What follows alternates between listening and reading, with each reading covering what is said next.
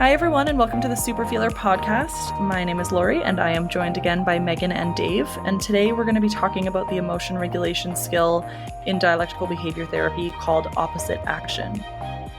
For context, if those of you who are new to this series, Megan, Dave, and I all have lived experience. We all live with BPD, borderline personality disorder, and identify as super feelers, and are all part of the Super Feelers Club, which is the peer support group.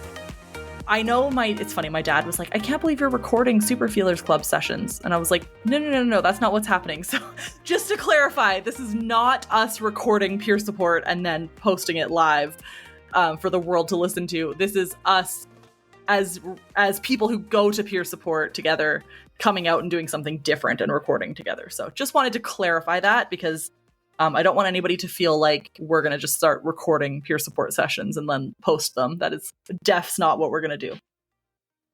Okay, chapter 10 is about opposite action. This is a skill that the Super Feelers Club really ingrained in me more than I used to use it at all. So I'm very happy to talk about this skill, which is essentially doing the opposite of what you feel like doing when what you feel like doing won't be effective, is the quote from the DBT for Life book by Diana Partington. Does anybody want to summarize the story? I'm happy to do it unless someone else Go ahead. would really like to. So this story is called Don't Act Crazy in the Psych Ward. And it does take place, strangely enough, it takes place in a psych ward.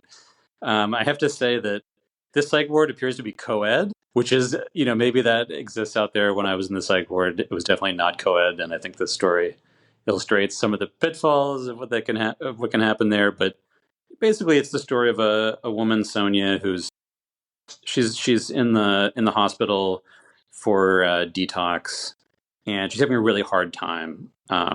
She's got her roommate who's, being disruptive with a lot of verbal outbursts. The nurses aren't being particularly kind, or at least that's how she's experiencing them. There are one or two sort of intimidating male patients who are sort of coming around and making her and the other female patients feel uncomfortable. And her first instinct is to everything inside her. She just really wants to get really angry about it and leave and freak out. Obviously, she's not going to be allowed to leave, and she sort of realizes that if she does freak out, the more she freaks out, the longer she's going to be in there. And so she's using a variety of skills, including wise mind and those sorts of things. And what she starts doing is a variety of opposite action type of things, including she decides to ask, it's Christmas time, and she decides to ask the nurses if she can, I guess Christmas time is over. And so she's asking the nurses if she can help by taking the Christmas decorations down. And so that's, something that is the opposite of complaining about the fact that the Christmas decorations are up, or complaining about what people are doing. And then also she gets involved in coloring and doing some art activities with some of the other women who she feels like she doesn't have anything in common with them. She finds them sometimes kind of annoying. And she also finds that helping and doing and entering into that activity lets her avoid, engaging in freaking out and screaming and getting angry at the nurses and doing things that would keep her in a lot longer. And that's the story. Awesome. Thanks, Dave. I will say I feel like this story wasn't the most powerful for me of the stories. Like it was fine. I think there's more powerful ones. I don't know. It's just a random thought.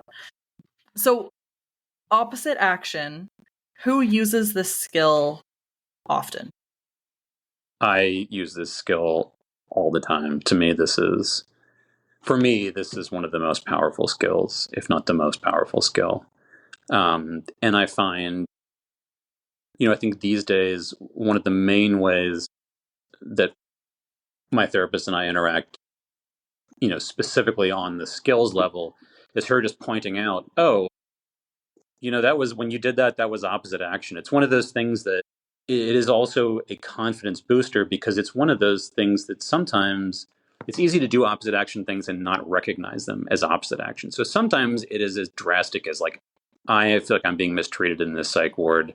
I feel sick and horrible, and I want to freak out at people. And instead, I'm going to make a conscious decision to take down Christmas ornaments because I'm thinking about the opposite action skill. And sometimes it's way more subtle, and it's just, any sort of story that begins with, or in the middle of it, the turning point of the story is instead, or anything where there's an instead in there, you've just done opposite action.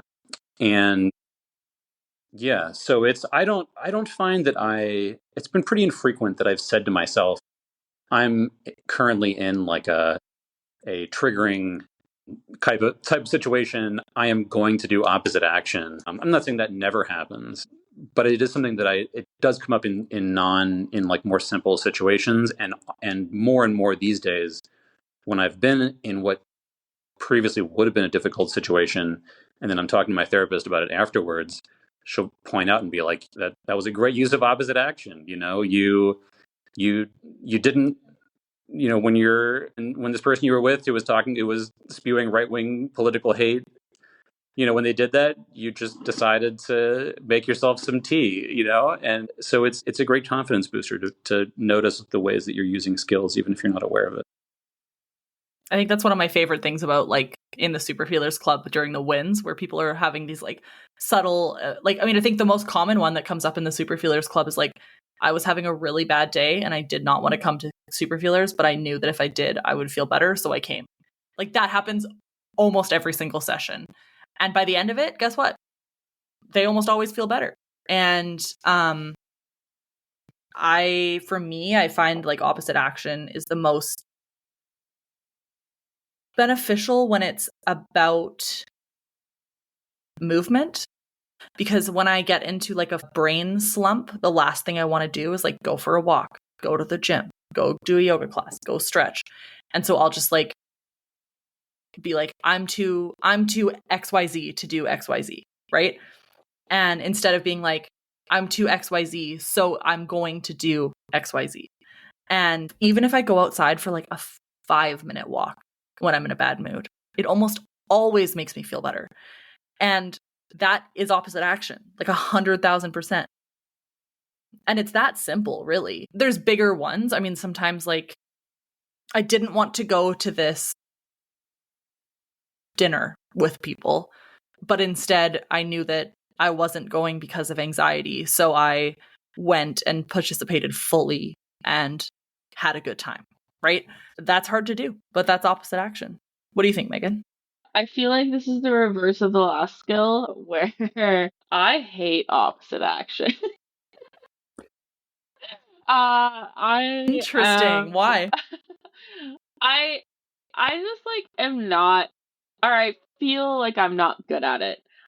One thing that when I was going through this chapter that I like starred and highlighted is opposite action means doing the opposite of what you want to do with enthusiasm. So your actions are driving your mood instead of your mood driving your actions. Maybe I shouldn't say that I hate opposite action. I just really struggle to implement it because I don't know. I'm very stuck in the like, okay, I should get out of bed. I guess I will do this if I have to. Not like, okay, I don't want to get out of bed, so what I'm going to do is jump right out of bed and put my clothes on. Right. It's like the enthusiastic part of it is Yeah, really hard. yeah. So I'm still very much working on opposite action. It's a hard one for me. I would rather check the facts. Yeah, fair. I feel like it's one of those things where if I do it in the beginning of a situation, it's a little bit easier, but the longer, it's like almost like a point of no return, or like a sunk cost fallacy of like, I just, oh, well, I've already been in bed all day, so now I'm going to just like stay in bed all day because I'm going to feel better that way. Well, no, you know full well that that's not going to make you feel better. But like, if I had just gotten up in the morning, then I would have been probably fine for the rest of the day. I have a really hard time with napping and this. So I remember I was taking I did like a health like webinar. I went to like a health webinar thing, and they were talking about like energy filling or energy producing behaviors or something. And I have a really hard time with napping because I love napping. It's like my favorite thing in the world. And so a lot of the time, and I work from home, so a lot of the time I'll be like exhausted and I'll be like, I'm just going to have like a quick nap on my lunch break and I'm going to feel so much better. 99% of the time I have a quick nap on my lunch break and I feel the same or worse because now I just want to sleep all day.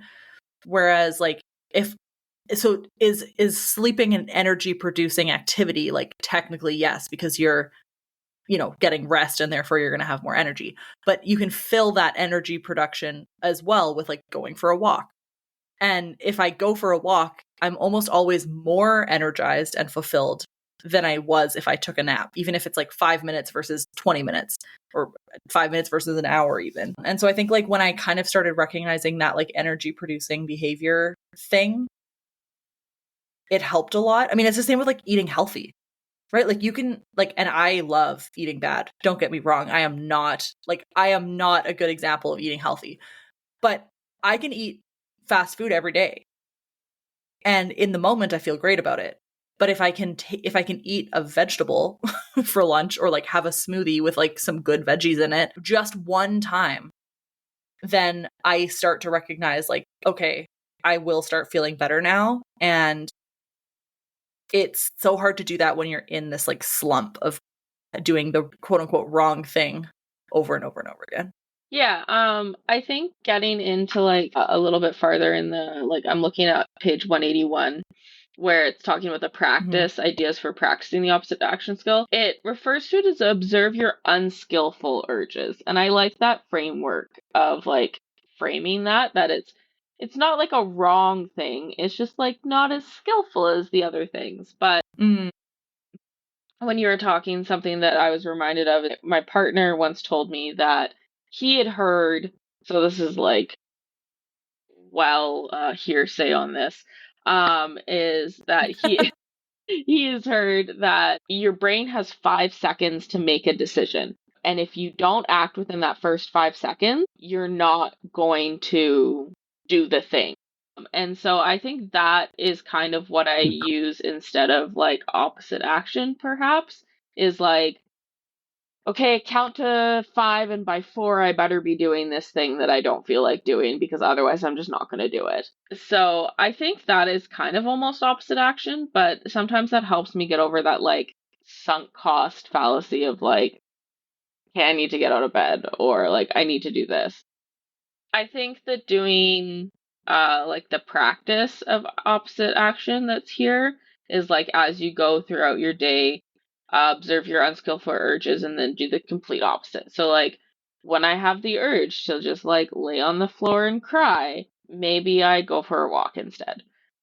Because that seems to be or like watch a funny movie. Yeah. I think that's a good example of like watch something funny, try and laugh. Like that's a good good one. Yeah, I think like the most helpful, I don't know, I find this is a hard one to like have anything tangible in a book, right? Like it's kind of more like a way of life and like a practice thing than it is like a workbook thing.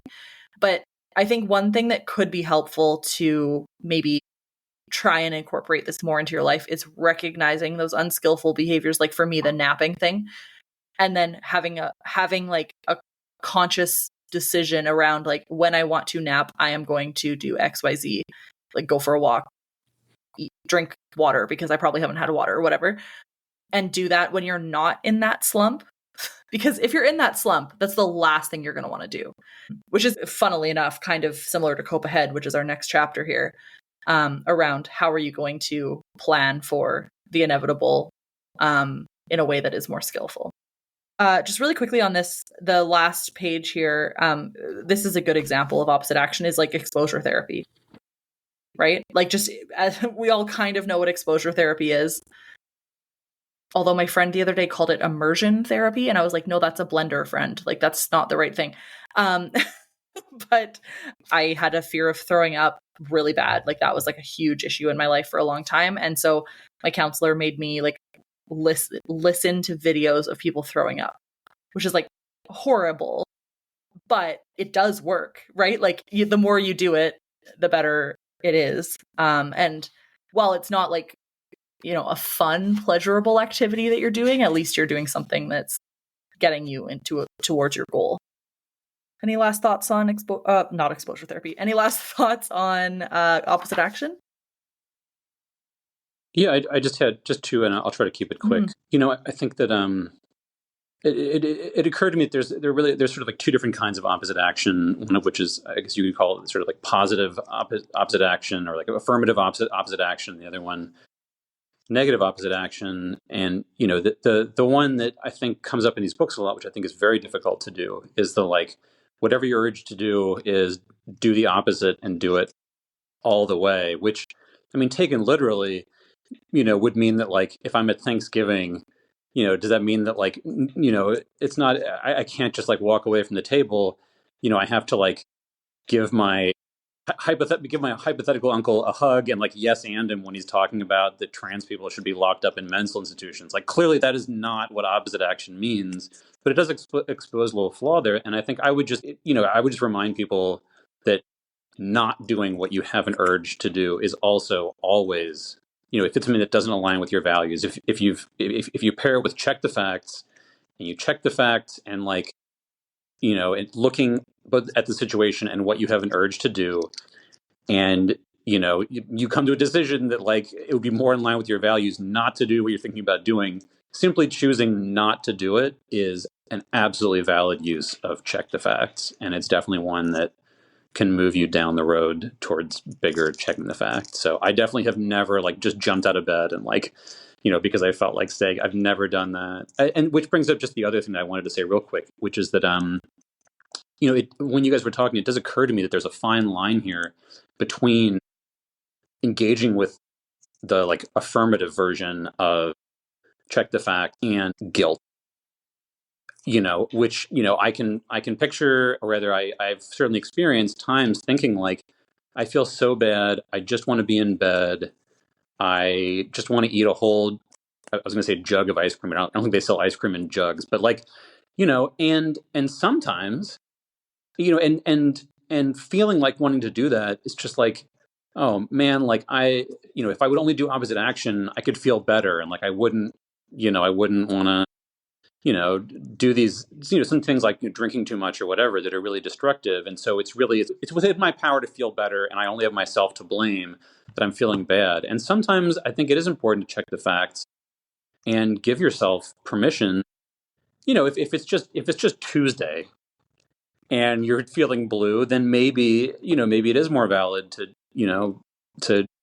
do that more affirmative kind, but also recognizing when, and giving yourself space sometimes to just fully be in those moments when you really do need to feel something that's happening that is hurtful or painful or depressing in a way that feeling guilt about it is not going to be useful and might actually be harmful. Yeah, like sometimes you just got to wallow in it. And like that's fine, right? I think the purpose of opposite action, in my opinion, is that you're not wallowing in it forever, right? And you're wallowing in it to the point where then you can still do skills after the fact to actually improve the situation, as opposed to just like keep the status quo for the foreseeable future, which I think is easy to get stuck in. Yeah, you're experiencing the depression in a way that is in line with the facts for you. Yeah, totally. Exactly. Okay, that is opposite action. Thank you so much for tuning in to this episode of the Superfeeler podcast. Today's episode was recorded on the unceded and traditional territory of the Matsqui and Sumas First Nations. If you enjoyed today's episode, don't forget to subscribe, rate, and leave a review on your favorite podcast platform.